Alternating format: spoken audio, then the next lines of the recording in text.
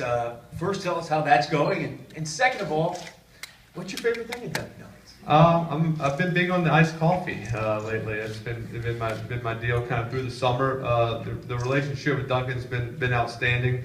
It's kind of funny. My wife the other day, she had my daughter, and they were going somewhere. They're in Hoboken, and so they were a little early to whatever they were going to, and so they ran into a Dunkin Donuts, and they're waiting in line. It's kind of crowded. It's about 8 in the morning, so it's a big rush hour deal. And all of a sudden, my daughter starts. I guess she looks up and sees this. She starts going, "Daddy, Daddy, Daddy, Daddy," pointing at it. So my wife's kind of like, "Hey, shh, we don't, be quiet, be quiet." So she was very confused of why there was a cardboard cutout of me in Dunkin Donuts. My daughter's 2 years old, so. But so it's been a lot of fun. I've got a lot of text message of friends and pals going to Dunkin Donuts and standing by the life-size cutouts and sending them to me. But it's been a great relationship, and glad to be partnered with Dunkin Donuts. All right, so we're going to take a couple questions. This comes from Seth, and video games. Growing up, what video games did you play? We had a Nintendo. That was kind of the original. Tecmo Bowl was big. That was a big game. I was Giants were one of my favorite teams. Lawrence Taylor, he was unblockable. He could block every extra point. But we didn't play a ton of video. And kind of after that, I never got into the Xbox or the PlayStation very much. Kind of our rule was, you could play it at night when it was dark, and you could play it if it was raining. But if it was sunny outside, or you had schoolwork, you had to get all that done. But you had to. We wanted to be outside. We wanted to be outside playing. We had a basketball goal in our driveway, and we had a little yard. So we were always playing pickup games. And having 2 older brothers, we kind of had a lot of activities and friends in the neighborhood. But video games. Now today I kind of with these kids on computers and video. They're so much more advanced, and you kind of feel like they're a lot more realistic, and the plays they're getting real plays that NFL teams run, and so it's pretty advanced. But right now I definitely lose to any young kid out there. Definitely probably beat me 49-0. I'm sure a lot of people want to talk football as well. You guys have now won 3 straight, playing Green Bay this week.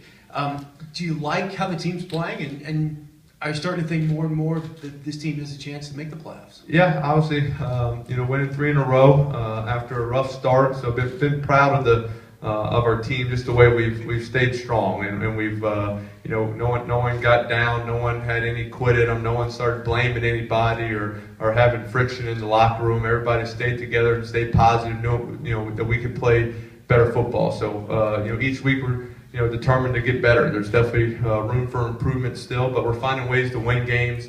We're not hurting ourselves, kind of what we were doing some of those earlier games. We were kind of shooting ourselves in the foot sometimes in key situations. Now we're rising to the circumstances and making plays when you need to, and that's what you have to do to win games in the football in the NFL. And they're not always going to be the prettiest and winning by 14 points. You just got to some games you got to find ways to grind it out and just pull out a W. You've played 2 Super Bowls, of course, Indianapolis inside, and obviously Arizona as well. What do you think the Super Bowl is going to be like here? First outdoor cold weather game. I think it's going to be great. I think it's going to be a great experience, and obviously before domes and games for Super Bowls or not Super Bowls, but championship games were played outside in the cold weather. You can have a AFC or NFC championship game 2 weeks prior that could be outside and cold weather and snow, and that's just part of playing football. And you're going to be outside. You have to deal with the elements, and hopefully it won't be terrible weather, but it will be cold in February here in New Jersey, New York area. But I think it's going to be a great experience, and it should be hopefully we can keep winning some football games and be able to play in it. And speaking of cold weather, Jim asked from Brooklyn, New York here, the playoff conditions in that Green Bay game back in early January of 2008, -4 wind chill, on the field. What was that like to throw the ball in that weather, and what was it like to play in that game? You know, it was a new experience for me, and you know, we went, you know, before about 2 hours before kickoff, me and Amani Toomer and Plaxico Burris would always go out before the games and warm up. And you know, I said, all right, I'm not gonna wear big sweatshirts. I want to kind of wear what I'm going to wear in the game, just so I get a feel of the temperature. So we kind of went out there. We warmed, you know, started throwing. We're usually out there about 20-25 minutes.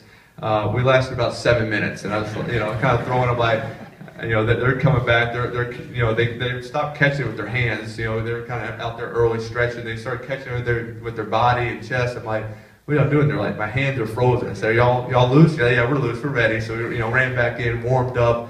And my hands were getting, you know, cold also. And as a quarterback, if your hand gets, you know, cold, you know, it's hard to throw. You know, so I kind of knew right then and there I got to keep my hand warm at all costs. And so, you know, the whole time on the sideline, I was, you know, I had these big heaters that blow. I'm just had my hand like right in front of it. You know, I wanted to almost, you know, sweat. And I had heat packets in my you know, kind of my cold weather, you know, hand.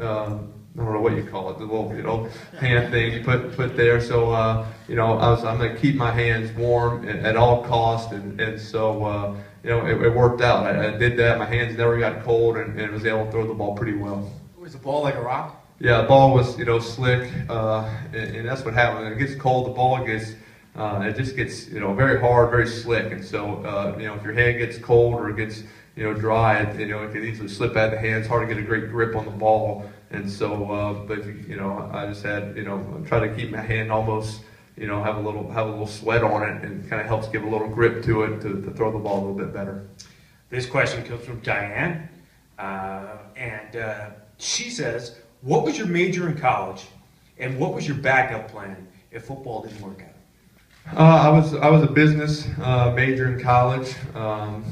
Marketing was kind of my specialty, and so you know, I wouldn't really say I had a backup plan. You know, I knew I wanted to, you know, kind of after my junior year, I started, you know, playing well, and you know, I knew I might get a shot to play the NFL, and I kind of said to myself, all right, I'm gonna do everything I can to have a great senior year. You know, try to win an SEC championship, and you know, that was really my goal. And hopefully, with that, I'll be able to, you know, go on and play in the NFL. And so, you know, kind of did everything to commit towards that, and you know, got here. So I'm gonna do everything I can, you know, possibly do to try to, you know, be the best quarterback I can be and win championships here for the Giants. And you know, if it doesn't work out, it's not going to be because I didn't give 100% committed to it. And you know, we have players here, and you kind of hear about them.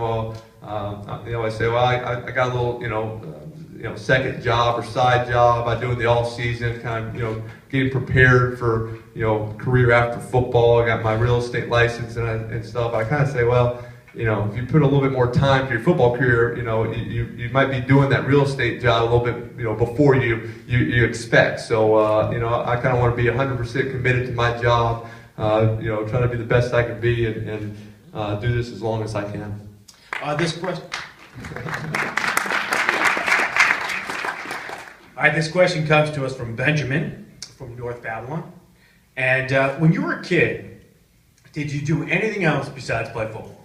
I did. I was normal. You know, I had a normal upbringing. You know, sports were a big part of my childhood, but that's just what I loved. I loved being outside. But you know, even through high school, I played baseball, basketball, and football through high school, and you know, still feel strongly that kids should, you know, play multiple sports, and you don't have to, you know, at age, you know, 8 or 10, you don't have to concentrate on one sport and say you got to play this sport only, and to be successful. I think you should, you know, play a number of sports, find something you're passionate in, even not just to, you know, for a career in sports, but just, I think it's just good to, you know, play different activities, to be outside running around. I think sports are great for, you know, building, you know, teamwork and leadership skills and those type of things. And so, you know, I thought I had a very normal childhood. You know, people kind of asked me, was it weird having a father who played in the NFL? I just, you know, that was the norm. I grew up, people asked my dad for autographs. I thought that was just kind of what you did. I went to my friend's house. I asked my friend's dad for an autograph. I thought that was just kind of the thing to do. And so, we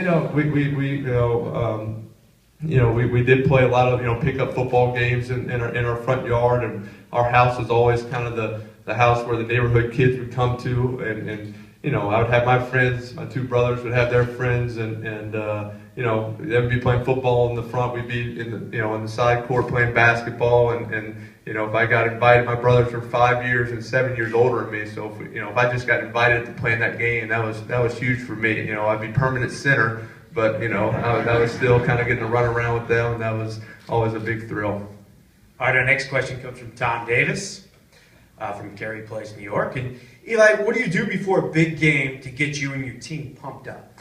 I treat every game the same. I think every game is a big game, and I kind of leave. I'm probably not the guy whose job is to get our team pumped up. I try to get them, mentally ready. Every kind of each day of the week, I hold a little meeting with certain aspects of our team. And so, like on Thursdays, I'll hold a meeting just with our running backs, and we go over protections, every possible different protection that I could call, different protection checks, make sure they're kind of keyed into what's going on. Kind of do the same thing with the offensive linemen, kind of throughout the week. Continue to talk with them about that. On Fridays, I have a meeting just with my receivers and tight ends, and we talk about coverages and different checks and different how coverages are going to play out, how we expect to seeing what checks I might make. Just to, we're big on preparation. Just make sure we're not we don't miss out on a big opportunity or on a big play. When we have a chance to make a game-changing play. And so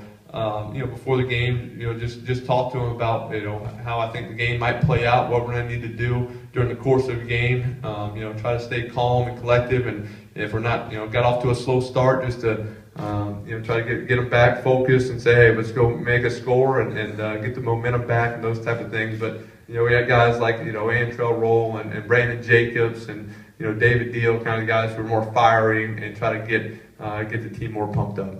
Our next question comes from Manny from Brooklyn, New York. And how did you feel when you won your first Super Bowl? It was very, very exciting, and kind of at first you really don't know what to do. I remember obviously threw the touchdown to Plaxico Burress and was fired up and got to the sideline, and someone there tried to hand me one of those Super Bowl hats. I said, no, it's 30 seconds left. Don't even get that thing out of here. There's still they got Tom Brady and Randy Moss on the other side, but when finally we got the ball back and we knelt the ball and right there knew we were Super Bowl champions.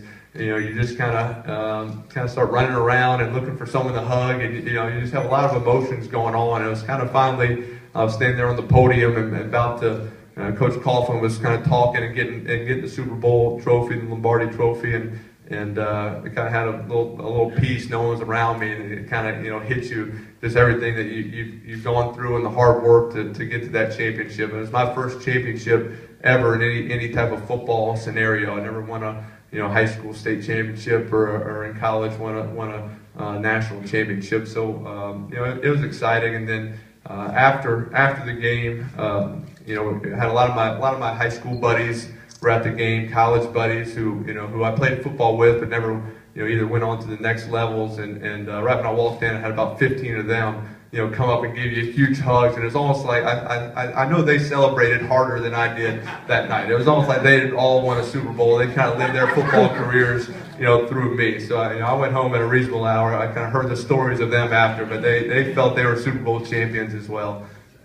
Going to take questions from the audience.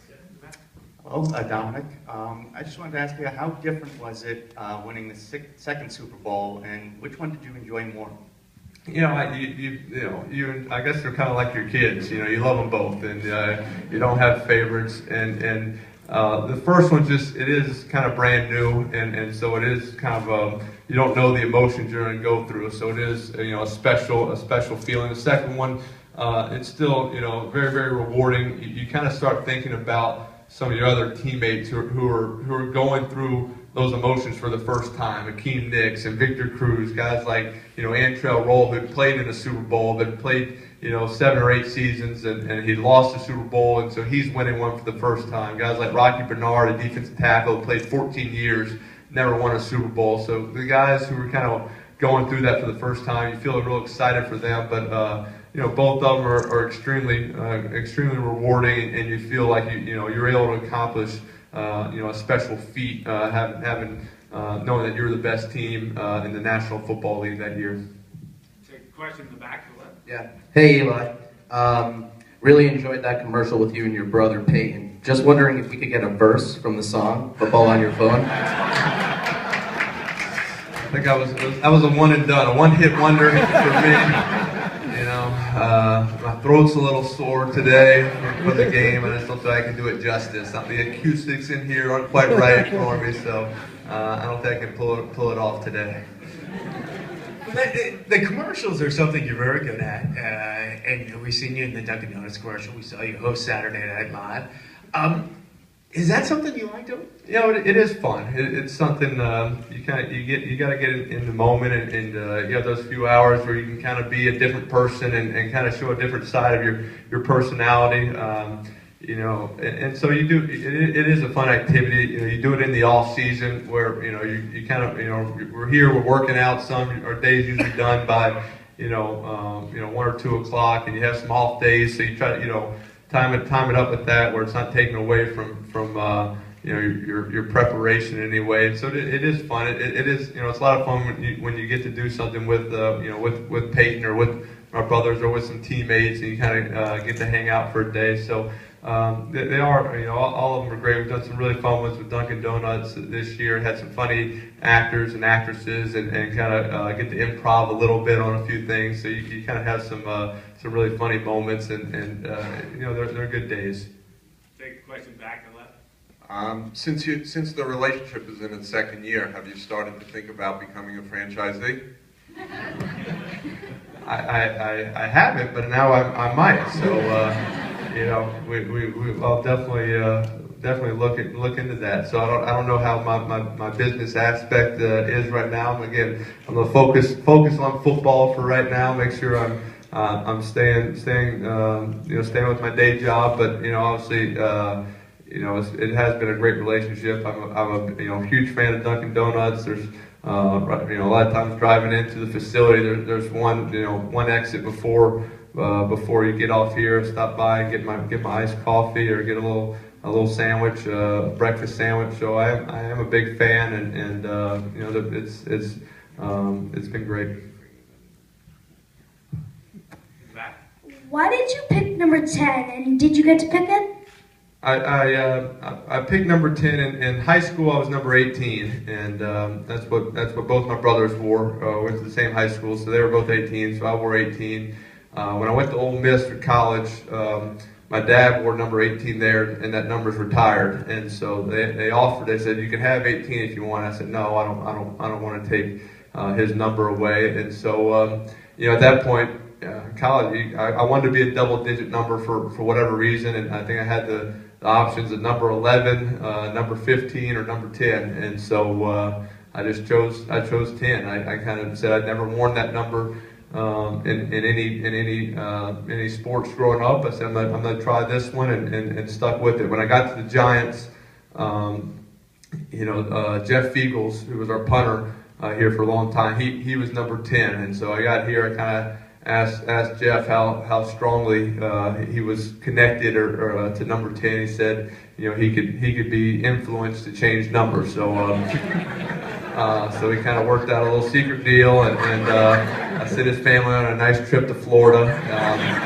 I didn't realize he had 5 kids, so that trip got a little more expensive than I expected. But so we kind of worked out a deal, and I didn't want to make, if it was going to be a hassle, I would have chosen a different number, but Jeff made it real easy, and so I was able to stay with number 10, so I was excited about that. Didn't Jeff change his number later on too and get another trip? Yeah, I think he got a new outdoor kitchen from Plaxico Burris, so he got a few, he made a nice deal, just having the right number. Picking the right number, can be rewarding, I guess. We have another question? play together ever or practice together, or do you guys ever tell each other about Yeah, golf or anything? we try to help each other out. Peyton and I, in the off season, we'll work out some together. This past off season, we both Peyton's offensive coordinator when he was at University of Tennessee was my head coach at Ole Miss. So same offense, kind of he's a quarterback coach, and so we both this offseason in April. Now he's the head coach at Duke University, football coach. So we both went to Duke. We brought a few of our receivers and had a little 3-day mini camp where we watched film on our mechanics, kind of went through some plays, and really just trying to get a little touch up on our work before we came back into our off season workouts. So that was good. And there sometimes in June and July, Peyton and I are together. Just visiting our families together. We're in the same place. We'll go and we'll do some drills and throwing, and even during the season, like if he's playing the Cowboys, I'm going to try to tell him kind of all the notes and stuff we have on the Cowboys and things to help him out. Just like when when we were playing Oakland this past week, they'd already played Oakland in division. He called it and gave me some notes. So we're always trying to help each other out. I mean, if he beats the Cowboys, that's good for us. So anytime he beats the team in the NFC, he's helping us out. If we beat teams in his division, I'm helping him out. So it's in our best interest to help each other out. Two more questions. You're a man of goals, and one of the goals you have 2 Super Bowl rings, which would fill anyone's resume. I personally hope you have a handful of rings, but that's a team effort of the ring. For yourself, what would be a crowning goal in your career? I think I've always been focused on team-related goals, and so individually, I kind of have goals for each game. Try not to have turnovers or try to just get a win. I've never been a guy that say I want to have this many touchdowns, because if I throw the ball to the 1 yard line and we run it in, hey, I'm happy. I don't care if we rush for 6 touchdowns or I throw for 6 touchdowns. I'm all about team success, and I think in football it's such a team-oriented game that it's got to be about your group success. And so I do take have pride in our work as an offense. I want our offense to be efficient. I want the passing game to be efficient. I think so I try to hold myself to accountable and to a high level of expectations, and my receivers for us to be on the same page. And when we're not as good as we need to be, I take that hard and try to fix it and try to correct things and make sure that we are getting better each and every week. So I don't have goals on records or career passing yards or awards after the season. It's all about trying to make the playoffs and win championships for the Giants. And we have time for one more. How did your family feel when you made the NFL? They're very proud. My dad was obviously played in the NFL for 14 years, and my poor mom's going to more football games than any woman should have to go, and from Little League to she's seen a lot of hits by her babies, as she calls us. So I don't think she minds seeing my dad get hit, but her boys, it's a little bit more tough. But they were very proud, and it was never my dad or my mom. It wasn't their goal to raise quarterbacks. That wasn't their plan. It just worked out that way that Peyton and I loved playing football and had some natural talents to throw a football. And we worked extremely hard at it. My oldest brother Cooper played football. He was injured and had to give it up, but. They're proud. They're more. I think my parents are probably more proud that and they tell us that they'd rather us be a good person than a good football player. So they're more interested in how we treat people, in our just in our personalities and what we do off the field for charities and those type of things, rather than winning a football game.